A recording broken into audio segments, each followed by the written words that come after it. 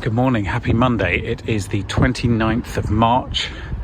It's significant for a couple of reasons. One, it's the first Monday of the year in British summertime. The clock's having gone forwards on Sunday night, or Sunday morning, I suppose you say. I suppose what I realise every time we hit BST is that Greenwich Mean Time is historically interesting, but just terrible to live with. I really do feel that we should get rid of it altogether.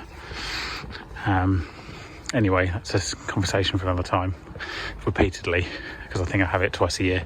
And it is obviously spring, because that started a week ago, which is also, if you're going to have adjusted clocks when the clocks should go forward, never mind. And it is also the first day of the relaxation of the lockdown 3.5 rules, which means you can now do some recreation in team settings, not just individuals, and you can meet up in groups of 6 outdoors and or 2 households. Welcome to another episode of Toby Stupid Vlog.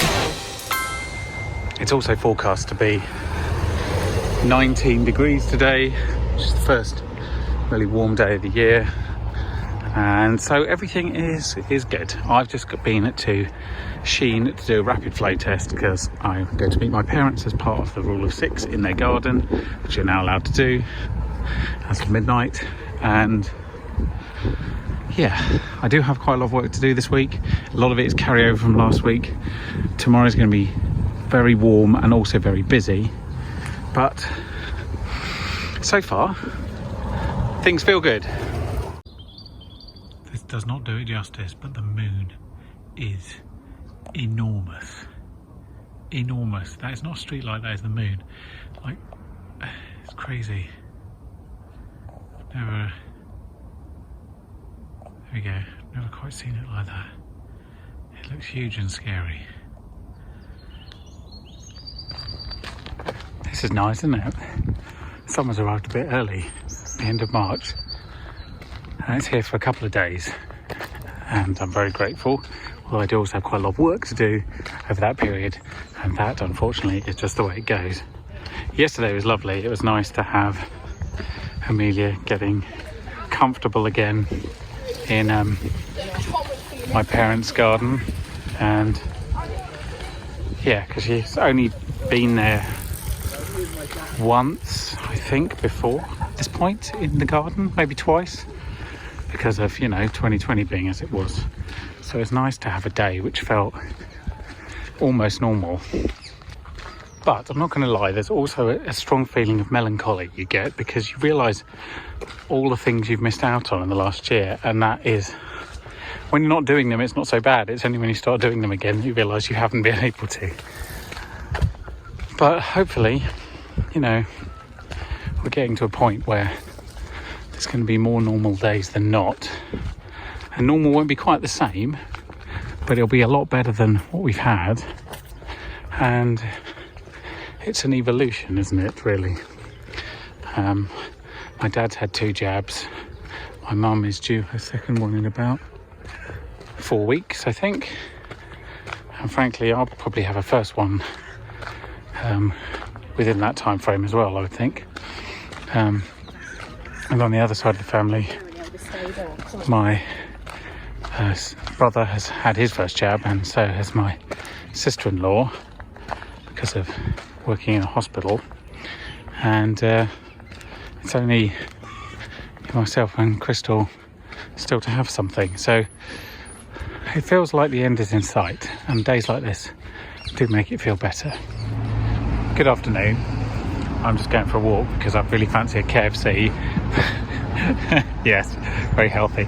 But I also need to do 10,000 steps for Walk All Over Cancer. Here's the link. Thank you. It's a strange dichotomy, isn't it? Anyway, that wasn't what I wanted to talk about. I wanted to talk about masks. Now, everyone's kind of used to them by now, and if you're watching this, you probably wear them where you need to, and maybe a few places where you don't have to. Fair play to you. And I remember that I mentioned in a video a while back, after I'd been filming all day in a mask. I'd worn a mask solidly for about 12 hours, which is nothing compared to what doctors are doing, but that I said that I was quite sure that although it doesn't restrict your breathing, you breathe in more CO2 because it doesn't escape as quickly from the mask, and therefore you were getting slightly less oxygen, but nothing you couldn't manage. Well, that's categorically untrue. It just isn't true. I've done some research since, and it does not affect the amount of oxygen going into your body in normal, everyday work environment. Now, if you're doing something that is very, very intensive, high exercise, or carrying heavy things, or running really fast, or what have you, and you normally have to breathe a lot harder, then although it doesn't affect the amount of oxygen in every breath, a lot of masks, I have found, reduce how quickly you can breathe in because you're pulling it through a filter. So you breathe in a bit more slowly. Now, when you desperately need to take really fast breaths, it slows your rate of breathing down a bit, which I presume, although I do not know, would reduce the overall oxygen intake over a minute. That, to be clear, is only in very extensive exercise. I would still suggest that you wear a mask in every possible opportunity. And actually, if you've got one and you feel comfortable doing it when running or cycling, I would appreciate that, because runners and cyclists are going to be exhaling a lot harder, and therefore they blow their germs around a lot more. But I understand if it's not possible because you're doing really high energy stuff, because I've experienced a similar thing. For reference, if you're interested, my current thinking on wearing masks is obviously there's a legal requirement to wear them indoors, in places you don't live, shops, and you'll probably have to wear them when you walk into a restaurant when they reopen, and I should imagine the glass houses at Kew when you put a mask on, those kind of things. So there's a requirement there. That's the basic stuff, which I'm absolutely completely happy to do. On top of that, I tend to wear a mask in a busy urban environment, going down a high street where there's lots of people and you can't easily distance, or going down narrow alleyways or tunnels or what have you. I just think it's good common sense, and it's just respectful, isn't it? I mean, the problem I have with the people who are anti-mask is that they're anti-fact. They don't do the research, or they do very selective research which supports their slightly blinkered viewpoint. Look at it this way, it's the same as climate change denial in a way. There's 4 possible outcomes. If you're a denier, you deny there's climate change and there is no climate change. You deny climate change, but there is climate change. You believe in climate change and it isn't real, and you believe in climate change and it is real.